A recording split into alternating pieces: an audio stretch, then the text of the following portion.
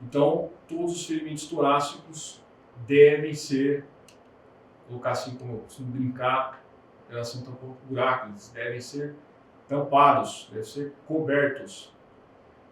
Porque se você pegar um pneumotórax que ainda não se tornou hipertensivo, né, é bem provável que com essa manobra, principalmente com os selos valvulados, ele dificilmente evoluirá com um pneumotórax hipertensivo. Então a ideia é que você identifique rapidamente e trate esse pneumotórax, que é um pneumotórax simples ainda, evitando que ele vire um pneumotórax hipertensivo, que, como falei várias vezes, é o que vai causar a morte desse operador. Lembre-se, né, vítimas que desenvolver falta de oxigenação, ou seja, desconforto respiratório progressivo, né, dificuldade respiratória, dor torácica, né, uma das manobras que pode ser feita, né, é aquela abertura, né, para a limpeza da válvula, né, como a gente falou anteriormente, e aí, né, se realmente isso não resolver, o único procedimento, né, aceito na literatura e comprovadamente que funciona é partir para a descompressão com a agulha. Nós sabemos, né, que é um procedimento mais invasivo, né, um procedimento de cunho médico, né, e que a gente vai explicar para os senhores, né, vamos demonstrar como funciona, né, como a gente faz, para os senhores poderem entender, né, o princípio do procedimento e a necessidade de ter alguém habilitado a fazer esse procedimento, uma vez que o selo pode vir a falhar, né, não funcionar de uma maneira adequada, e aí a única coisa que resolveria o problema ali, trataria aquela patologia, essa patologia que é o pneumotórax hipertensivo, seria a descompressão com essa agulha. Então a gente vai abordar ali para frente como fazer essa descompressão, para os senhores poderem entender, né, o procedimento. Então, como os senhores puderam acompanhar no vídeo, a manobra de limpeza, né, de abertura e limpeza da válvula do selo torácico, o que lá no TC3 é chamado de burp, consiste em única e exclusivamente apenas levantar o selo na tentativa de desobstruir essa válvula que estava obstruída por algum coágulo, alguma secreção mais espessa, e uma tentativa, né, de que esse ar consiga sair pelo esse orifício, né, por diferença de pressão devido à dinâmica respiratória. E logo em seguida você deve fechar novamente esse selo, né, e manter essa ferida ocluída. Porque se realmente não resolver, se a gente evoluir com sinais de pneumotórax hipertensivo, né, não existe nenhuma outra manobra, né, ou nenhum outro procedimento na literatura médica a não ser a descompressão torácica.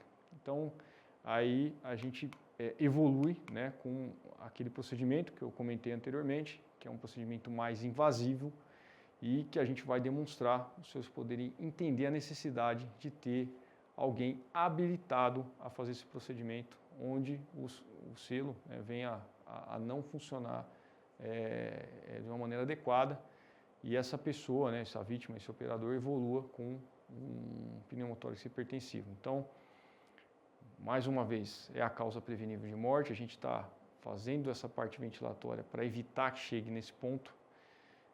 É relativamente fácil para quem tem treinamento, para quem está habilitado a fazer.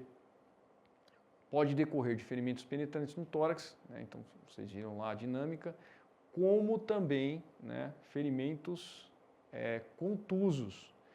Então imagine os senhores, um disparo de arma de fogo no colete, né, uma alta energia cinética, né, contra esse colete, contra a parede torácica e de repente uma fratura de arcos costais e uma lesão pulmonar com, né, vamos colocar assim, saída de ar do pulmão para essa cavidade. Então, se os senhores não verem um orifício, não tem como colocar o selo. E se esse vazamento de ar lá no pulmão for um vazamento importante, ele pode evoluir com pneumotórax hipertensivo. E aí a única medida que a gente teria realmente de tratamento dessa vítima seria fazer essa descompressão do tórax, né, com a agulha. Por isso que eu volto a dizer, né, a importância de a gente ter alguém habilitado, né, a fazer esse procedimento, nessas circunstâncias para evitar a morte daquele operacional por essa patologia, que é uma morte evitável. Então, quando nós olhamos lá aquele pneumotórax do começo, que é um pneumotórax simples, que a cavidade de torácica ainda estava sendo preenchida com ar, né, e o tecido pulmonar, como a gente chama no termo médico, indo se colabando, né, diminuindo de tamanho, ela pode evoluir de uma tal forma, né, tão intensa, né, que ela pode causar falência pulmonar do lado comprometido todinho, né, e imagine os senhores, né, olhem ali a figura ali e entendam. O coração é um órgão que está na região central, né, existe, vamos colocar assim, um vaso que sai, uma mangueira que sai, que é a aorta, e duas que chegam até o coração, que são as veias cava inferior e superior. Se você está lá com a mangueira, né, na posição corretamente, vamos colocar assim, e de repente toma um disparo do lado direito e começa a encher de ar a sua cavidade torácica, e você não consegue eliminar esse ar da cavidade torácica, né, você evolui com o pneumotórax hipertensivo, o que vai acontecer? Essas estruturas que estão na região central, que nós chamamos de mediastino, elas vão ser deslocadas contralateral à sua lesão, e ao ocorrer esse deslocamento, o que pode acontecer com esses vasos? Esses vasos podem dobrar, né, podem ocluir, né, a mangueira pode fechar, e aí não entra sangue nem sai sangue do coração. Essa vítima vai ter uma falência pulmonar inicialmente e depois ela vai ter uma falência cardíaca, e ela vai acabar evoluindo com parada cardíaca decorrente dessa patologia, e isso aí que vai ser o evento final e que vai acabar culminando com a morte desse operacional. Então, a importância da gente identificar, e quando identificado, caso o selo não resolveu, a gente parte para a descompressão, que é o que existe na literatura médica e que realmente vai resolver o problema daquela vítima. Como eu falei, a função pulmonar estará prejudicada, né? Será a primeira a ser prejudicada, mas com o passar do tempo e quantidade de ar lá dentro da cavidade torácica, essa função cardíaca também vai ser prejudicada e o evento morte vai decorrer dessa patologia. Então, a ideia é que a gente consiga colocar uma agulha dentro do tórax e aí essa agulha funcione como aquela válvula que você tentou produzir com o selo de tórax, né?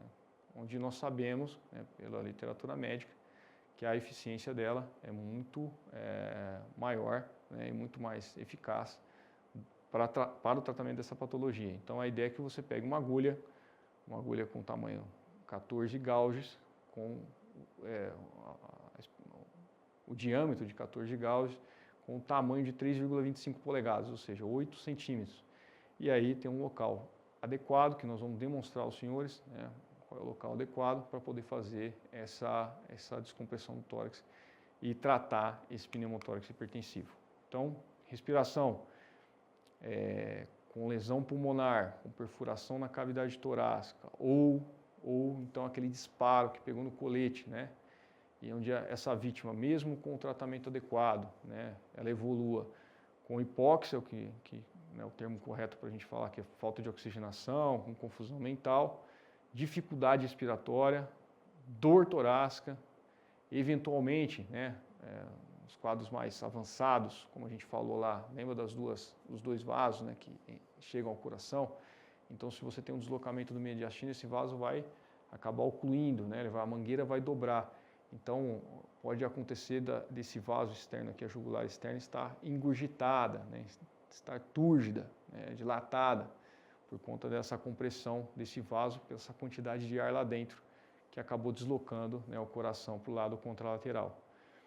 E também, né, nesses casos mais avançados, inclusive a traqueia, que é uma região mais central e que pode estar deslocada também para o lado contralateral e ser, às vezes, muito evidente durante esse quadro clínico. Então, uma vítima que se encontra dessa forma, né, até que se prova o contrário, ela está desenvolvendo pneumotórax hipertensivo, e aí o tratamento nós já vimos que é a descompressão, e nós vamos falar um pouquinho sobre ele aí. Para ilustrar, né, esse quadro clínico todo, a gente vai passar a cena a seguir aí desse vídeo de um filme, para vocês entenderem, né, clinicamente como é um pneumotórax. Para!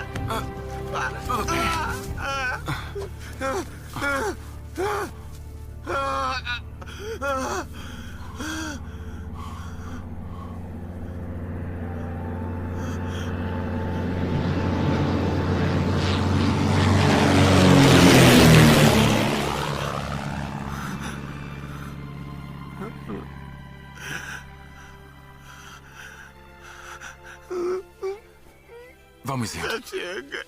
Já chega! Ai, já chega! Para!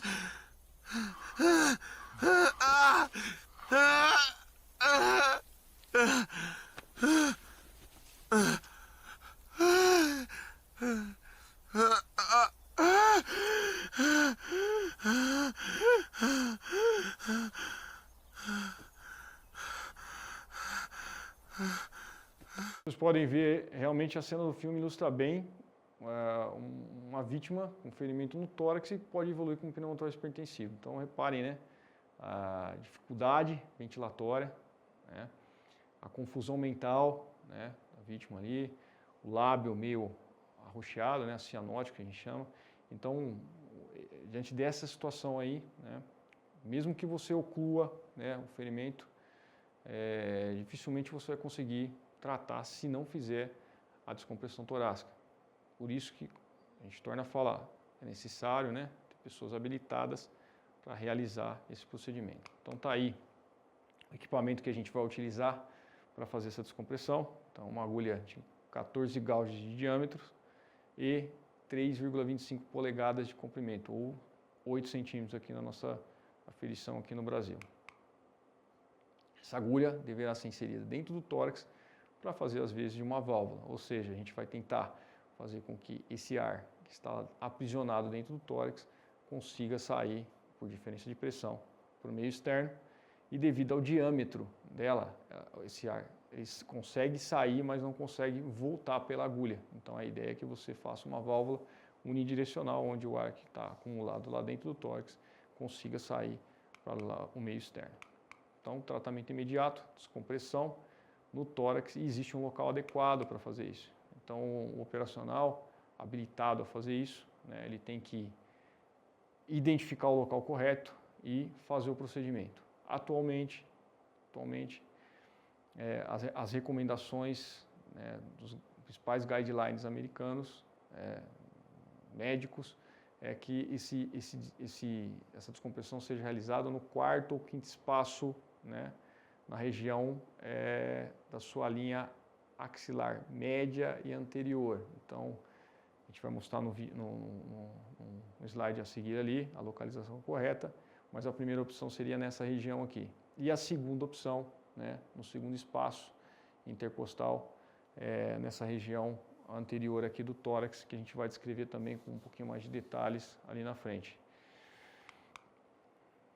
Tamanho a gente já falou, então reparem, né, eu coloquei ali que tem que ser na borda superior da costela inferior. Se os senhores olharem nessa imagem, olha lá o slide, lá logo abaixo na borda inferior de cada arco costal, vocês podem ver ali na foto, né? Existe uma artéria e uma veia, e uma das complicações desse procedimento é você fazer muito próximo dessa borda inferior da costela, essa punção, e lesionar essa artéria e essa veia. Apesar de um calibre pequeno, ela pode evoluir com grande quantidade de perca de sangue. Então, uma das complicações que a gente tem que evitar é não acertar esse vaso, para não ter essa complicação, não causar esse dano aí a essa vítima que já está precisando de ajuda, né, e não de mais lesões ali para poder atrapalhar toda a situação clínica dela. Então a ideia, né, a borda superior da costela inferior. Então a gente consegue ver lá o primeiro arco costal, onde está o Azinho lá, o B seria o segundo arco costal, então ali seria o espaço onde você iria entrar com a agulha, e na borda superior da costela inferior, evitando aqueles vasinhos para que não tenhamos maiores complicações. Lá no quarto ou quinto espaço, essa imagem fica mais ilustrativa, ele deve ser feito na linha entre a linha axilar média e anterior. Então, se a gente levantar, né, a vítima, levantar o braço da vítima ali, traçar uma linha bem no meio da axila, ali vai ser a linha axilar média, e acompanharmos a curvatura da musculatura do peito, do peitoral, a gente vai delimitar a linha axilar anterior.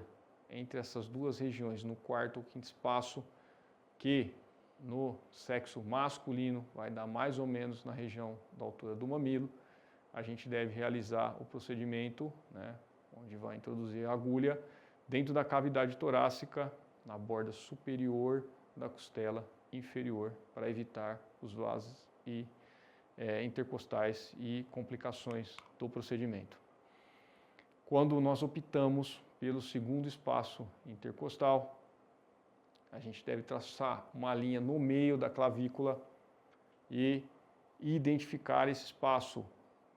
Identificado o espaço, o segundo espaço que está logo abaixo da clavícula, nós devemos realizar o procedimento de introdução da agulha, em ambos os locais a 90 graus, onde essa agulha vai adentrar o tórax e fazer essa válvula unidirecional para que o ar que está aprisionado dentro da cavidade torácica possa sair, como os senhores podem ver no vídeo a seguir.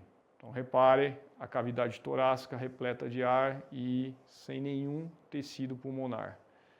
Quando a agulha adentra a cavidade torácica, começa a fazer a válvula para saída desse ar e logo em seguida, né, ao começar a esvaziar essa cavidade torácica, reparem como o pulmão volta a se expandir e a ocupar o espaço e, consequentemente, desempenhar sua função nessa troca gasosa.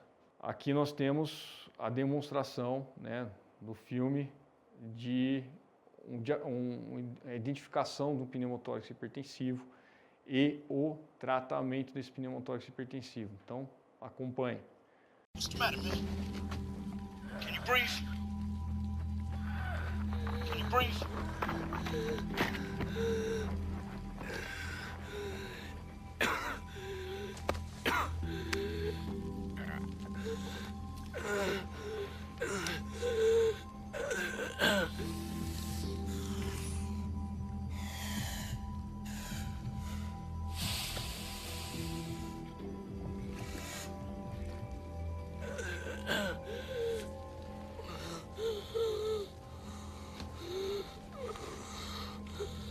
Air in his chest, it's crushing his lung.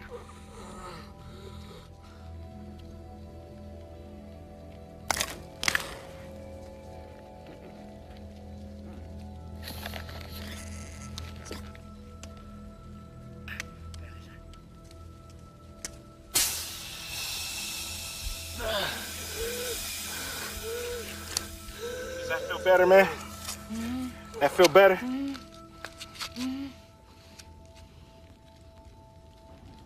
Repararam na cena, no início, né, aquele som abafado, né, dando a impressão que a pessoa não estava escutando direito, estava confusa, o ferimento mais na região embaixo, né, na transição tóraco-abdominal, né, aí logo em seguida você vê o pulmão colabando, né, com uma perfuração vazando ar e entrando pelo orifício.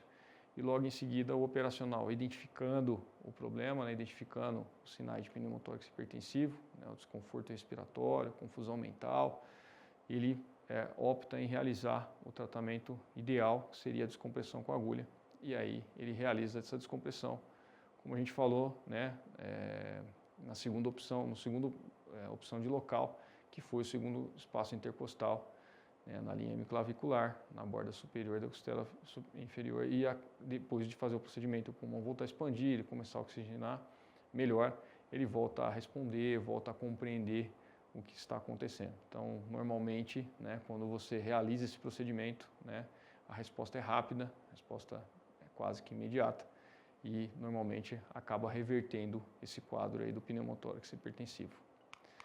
Como eu falei, é um procedimento relativamente simples, mas não é exímio de complicações. Então, temos que tomar cuidado, porque os locais onde nós fazemos os procedimentos são locais próximos a estruturas nobres, né, coração e grandes vasos, e uma vez que você não seguir, né, a anatomia, não fizer no local adequado, você pode lesionar esses vasos. Então, reparem na foto a seguir, né? O operacional começou a fazer a punção no local correto, né? Lá no quarto ou quinto espaço. Se vocês olharem, lá já tem 3 catéteres lá embaixo, né? Lá na região próxima do braço dele lá.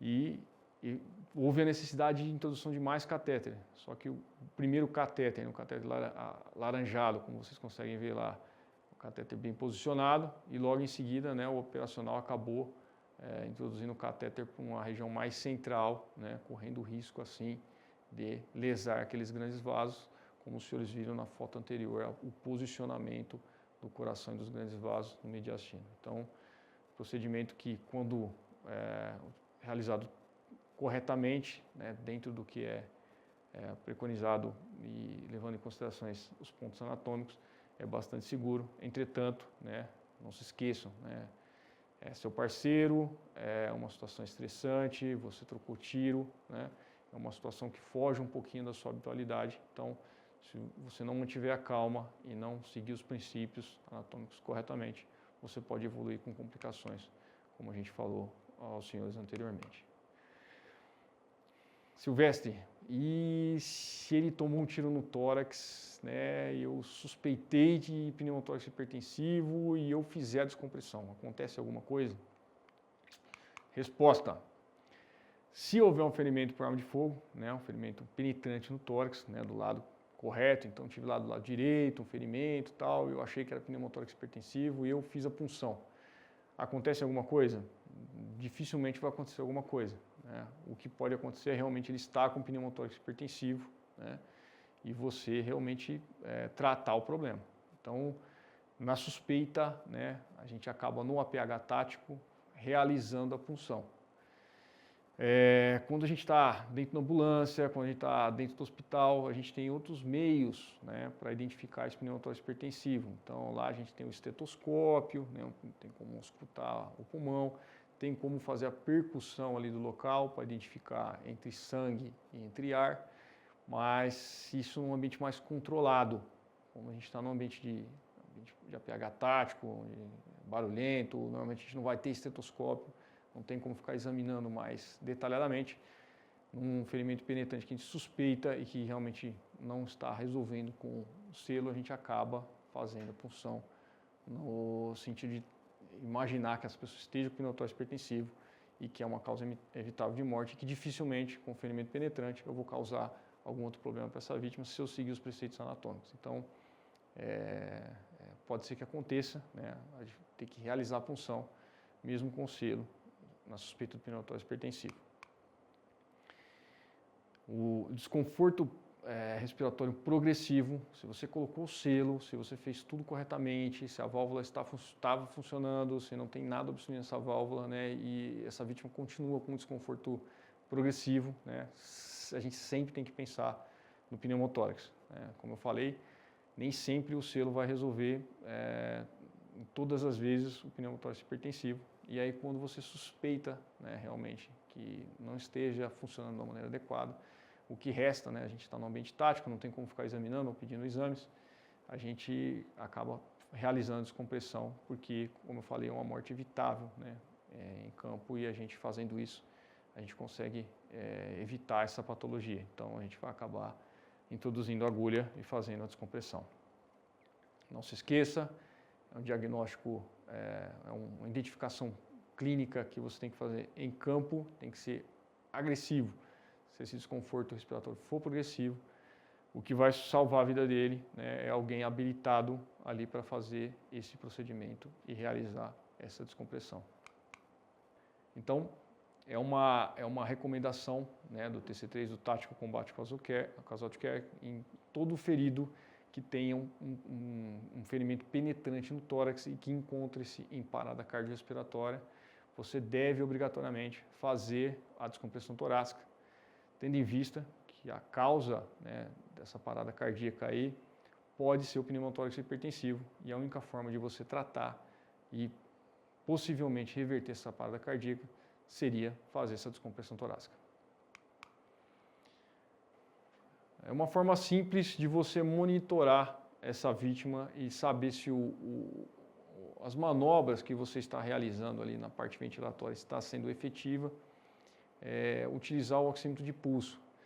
Esse equipamento ficou bastante popular, vamos colocar assim, né, depois do Covid, e então ficou de fácil acesso.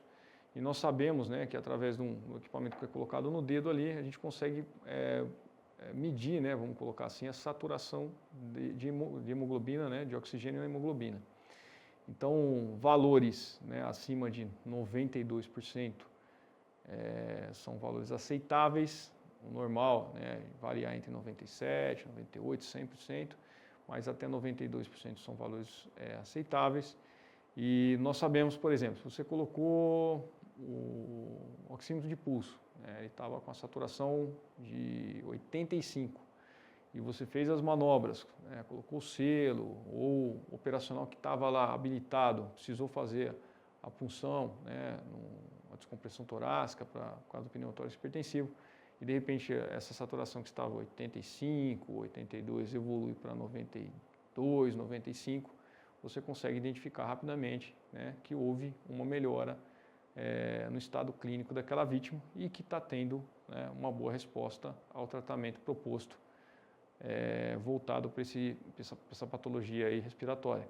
Então, é uma maneira simples que você tem, né, que você pode usar para monitorar os seus procedimentos, o seu atendimento ali na parte ventilatória. Existem algumas situações, né, que ele pode dar resultados um pouquinho controversos. Então, por exemplo, a gente sabe quando está voando a mais de 10 mil pés, a gente sabe que essa saturação, né, essa capacidade de ligação do oxigênio com a hemoglobina, ela acaba caindo e pode alterar, né, esses valores, né, do oxímetro aí. Mas, no geral, quando a gente está em solo, vamos colocar assim, né, a gente consegue utilizar esse equipamento e ele tem um bom funcionamento. Outra situação que a gente pode utilizar o oxímetro, já aproveitando o gancho, né, além da parte ventilatória, são lesões causadas por trauma de crânio. Então, quando a gente chegar lá no avançar das letras aí, né, do algoritmo, é uma possibilidade que a gente tem também para avaliar, né, essa vítima que sofreu um trauma de crânio, porque a gente sabe que, idealmente, né, ele tem que ficar com uma boa saturação para poder tratar, vamos colocar assim, essa lesão cerebral. E assim, a gente encerra, né, a nossa letra R do algoritmo Marsh. A gente vai dar um breve intervalo aí, e retornamos aí com a próxima letra do algoritmo. Obrigado.